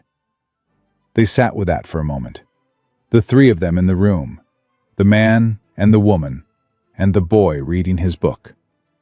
And outside the floor-to-ceiling windows, Manhattan was doing its Saturday thing, a little softer than the weekday version, and the city looked almost gentle in the afternoon light. The Project Ether launch numbers came in at the end of the first month. 14 hospital networks, running cleanly, producing results that the clinical teams described with words that people in the healthcare sector rarely used about software. Words like reliable, like safe, like exactly what we were promised. The AI was flagging contraindication risks that previous systems had missed. The genetic marker integration was performing above the projected accuracy threshold. 3 chief medical officers sent letters to Victoria personally, which her assistant printed out and put on her desk. She put them on the wall of the war room instead, alongside Brian's handwriting, which was still there. Nobody had erased it, and at some point, nobody was going to erase it, because it had become part of the room. Part of what the room meant now, what it held, the way rooms hold the important things that happen in them, if you let them. In his 3rd month, Brian made a recommendation that went beyond Phase 2 architecture. He had been thinking about it for a while, working it out quietly in the margin of everything else, the way he always worked the deepest problems. And one afternoon, he asked Victoria for an hour of her time and sat across from her in her office and said, "I want to talk to you about how this company finds talent." Victoria set down what she was doing. "I've been thinking about how I got here," Brian said. "Not the events of one specific night, the 12 years before that night. And I've been thinking about how many people are in those 12 years with me. People who fell out of the pipeline for reasons that had nothing to do with what they were capable of, and who ended up somewhere the system doesn't look, doing work the system doesn't associate with the kind of intelligence it claims to be searching for." He paused. "I want to build a formal pathway, not a charity program, not a diversity initiative that exists on paper, a real pipeline with real positions and real compensation, specifically designed to find people who look like me. Not racially necessarily, though that's part of it, but situationally. People who are brilliant and buried. People who the world put somewhere small and who are still doing the thing they were built for, in the margins of a life that was supposed to be something else." Victoria was quiet for a long moment. Then she said, "Write it up. Full proposal. Budget, structure, selection criteria, everything." "I already have," Brian said, and slid the folder across the desk. She opened it. She read the first 2 pages. She looked up. "You wrote this last night," she said. It wasn't a question. She could tell from the density of it, the completeness, the evidence of a man who had been carrying this idea for a long time and finally had somewhere to put it. "I've been writing it for 12 years, Brian said. "Last night, I just put it on paper." Victoria closed the folder. She held it for a moment with both hands, the way you hold something that has weight beyond its physical dimensions. "Yes," she said. Just that. One word. The same way Brian had said yes once, in a different context, in this same building, when the question was about whether he missed the work he was built for. Clean and simple and completely true. The program launched 6 months later. They called it the Meridian Initiative. Brian had suggested the name, partly for the company he had worked at, and partly for what the word itself meant. The highest point, the moment of greatest clarity, the place where you could see the furthest in every direction. 12 candidates in the first cohort. All of them had stories that rhymed with Brian's, in different ways. A woman who had been a custodian at a university, while auditing computer science courses she couldn't enroll in because she couldn't afford the tuition. A man who had done 15 years in systems maintenance for a mid-sized manufacturing company, after a layoff ended his engineering career at 32. A former Army logistics specialist whose data analysis skills had never been looked at by a single civilian employer because no one on the hiring side knew how to read a military resume. 12 people. 12 different versions of the same essential story, which was the story of a country that claimed to run on merit, while doing a very efficient job of deciding in advance where merit was allowed to live. Brian met with every one of them personally before their first day. He sat across from them the way Victoria had sat across from him, and he said approximately the same things she had said, which were the things he had most needed to hear. That their talent was real, that their circumstances were not their identity, that the work was what mattered, and the work was what they were here to do. And he said one thing more, one thing that was his own, that Victoria hadn't said to him because she hadn't needed to. The world will want to make your story into a symbol, into something that feels good when people read about it. And you can't stop that entirely, and it's not entirely wrong. But I need you to understand that you are not a symbol. You are an engineer. You are a builder. You are someone who sees things that other people can't see yet, and you are here to build them. He paused. That is the whole truth. Don't let anyone reduce it to less. Deshaun turned 12 in October, and Brian threw him a birthday party in their apartment in the Bronx. Not a catered event, not anything grand. Just the kids from his class and the basketball team, and Mrs. Patterson from down the hall, and Pauline, who flew up from Atlanta and cried twice before dinner was even served. Victoria came for an hour at the end, which nobody had expected, and she sat in the kitchen with Pauline, while Brian ran the chaos of 12-year-olds in the living room. And she drank coffee and listened to Pauline talk about their childhood in Atlanta. And she laughed. The real laugh. The surprised one. Twice. When she left, Deshaun walked her to the door. He shook her hand again, the way he had the first time, with that old soul gravity. "Thank you for seeing my dad," he said. Victoria looked at him for a moment, and something in her face did the thing it did sometimes now. That small, unguarded opening that had become more frequent in the months since the night in the war room. As if some controlled and careful part of her had decided, slowly, to take up a little less of the space where feeling was supposed to live. "He made it pretty easy," she said. "He always does," Deshaun said. "People just don't usually look." She took the elevator down and the car home, and she rode through the night city with that sentence sitting in her. And she knew it was true. And she knew it had always been true. And she knew that knowing it now did not undo every year it hadn't been known, but that it mattered anyway, that it counted, that a thing being late did not make it worthless.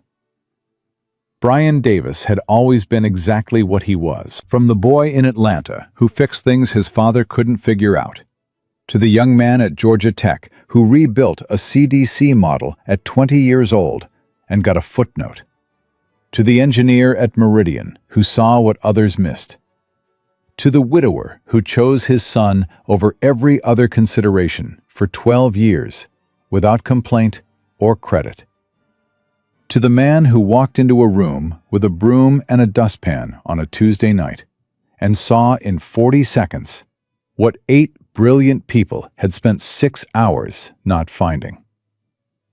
The world had looked away from him for a long time, but Brian Davis had never looked away from himself. And in the end, in every ending that is actually true, that was the thing that mattered most. Not the rescue, not the recognition, not the viral story or the offer letter or the program that bore the name of the company that had once let him go. All of those things were real, and all of them mattered. But underneath every single one of them, load-bearing and unshakable, was a man who had never let the world's small estimate of him become his own. That was the foundation. Everything else was built on top of it. And it held.